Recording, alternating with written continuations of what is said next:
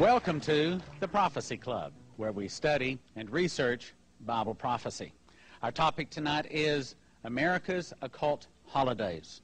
Now, I was raised celebrating these holidays and doing things like trimming jack-o'-lanterns, and I went on trick-or-treat, and I didn't understand what I was doing either, so don't feel bad when you hear some things tonight that drop your mouth open and say, I had no idea what I was doing and what I was really celebrating.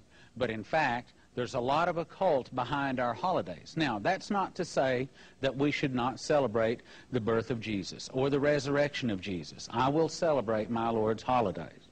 But there is a lot of occult that is wound in them, and he's going to be exposing that. Well, who is he, and has he earned the right to talk about that? As a matter of fact, he has. His family has been in the Illuminati for 189 years, 7 generations. He's a third-degree master witch who was raised in an occultic Illuminati family. And I asked him, I said, Doc, have you read books? Have you researched this? Did you go down to the library to learn all of these things? And he said, no. He said, this is just the way we lived. This is the way we celebrated our God. And Christians are celebrating the wrong God in some of these occultic ceremonies.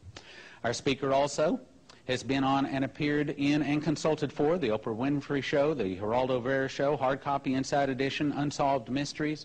And there's one thing that I really like about Doc.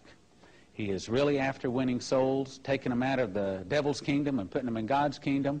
He is a real soul winner, and he loves the Lord. Will you help me welcome Doc Marquis?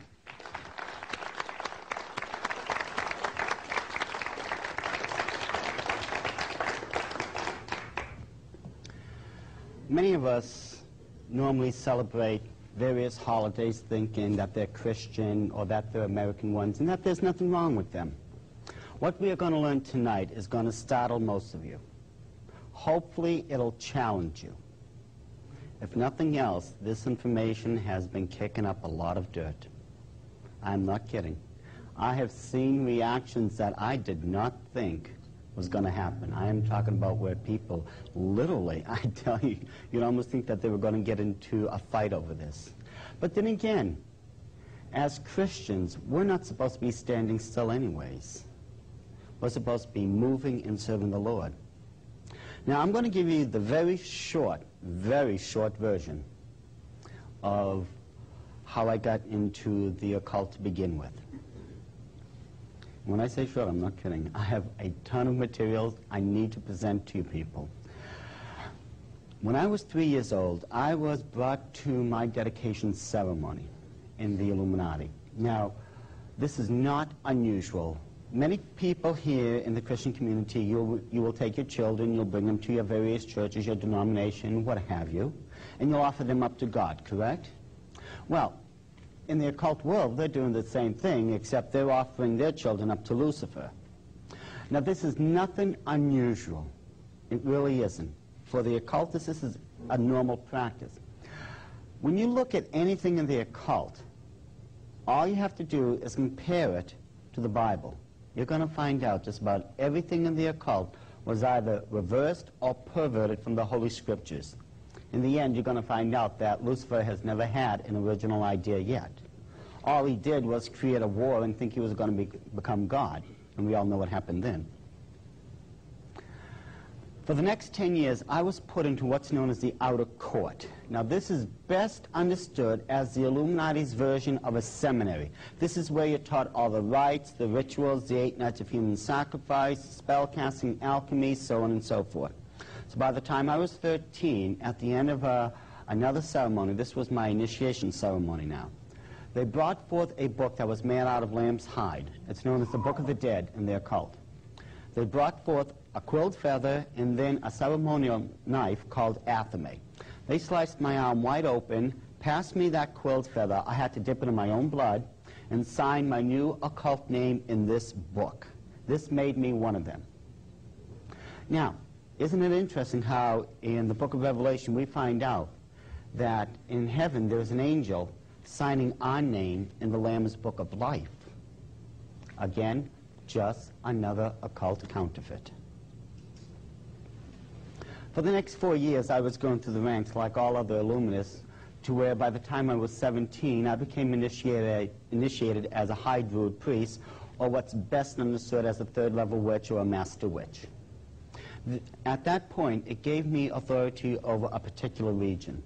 Now, a region is a governing area in which, in this case, the third-level witch had full authority over. We had a little bit more than 1,000 illuminists within this area at the time. A year and a half later, I went into the United States Army under orders from my bosses in the Illuminati. Now, this was not my idea. Okay, don't get me wrong, you know, but I did not go in for patriotic reasons back then. I would do it now, but the Illuminati, since the mid-60s, have had an ongoing plan in which they were sending in hundreds and thousands of their own people to where they wanted to infiltrate every single military base around the world. Once these bases were infiltrated, they would start setting up their own covens. Now, the reason they were doing this was so that they could recruit key people from the military into their own ranks. And this would help them out tremendously. Let's say you were into communications, and I initiated you into the coven. Well, because you had access to communications, you're one of us. I now have access to communications. If you had access to supplies, I had anything I wanted because you were now one of us. I had access to what you had access to. And unfortunately, the Illuminati is too good at what they do, because as of April 1978, if you check the Army Chaplain's Handbook on Religious Requirements, you will find out that just about every single major occult religion is listed in it.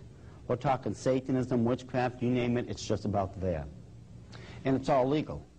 They're federally recognized, they have tax exemption, they have priesthood status, and it's all perfectly legal to be practiced on every single military base throughout the world now. And you know, there's nothing we can legally do to stop it. Of course, we weren't going to be told that this is what was really going on, but nevertheless, they did it. Well, to make a very long story short, when I was at Fort Lewis, Washington, a young man, I didn't know him too well, he was just an acquaintance, walked up to me and started a conversation. Shortly after that, he had to leave, but he asked me if I wanted to go to church with him on Sunday. You know, and back then, of course, there was no way you were going to get me to set foot in any church. You know, but I have to tell you the truth. Let me tell you, for the next 3 years, my life literally was a nightmare. Because no matter where I went, and no matter how far I went, there were some born-again Christians just waiting to witness to me. I mean, they were falling out of the trees, jumping out of the bushes, and I am not kidding when I tell this. This is the truth. I actually saw one jump out of a moving vehicle once to try to witness to me, but I ran faster that day than that Christian did. To wrap it up, as I was saying, I have a lot to present, but at the end of those 3 years, I finally saw what I was doing in light of what the Christians were saying all along.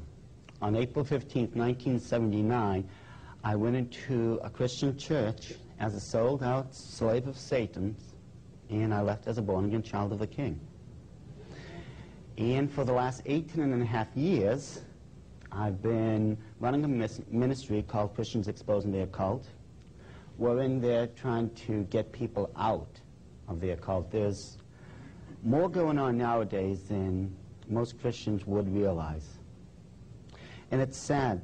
It really saddens me at times, because we're the only ones who actually can be used of God to get these people out.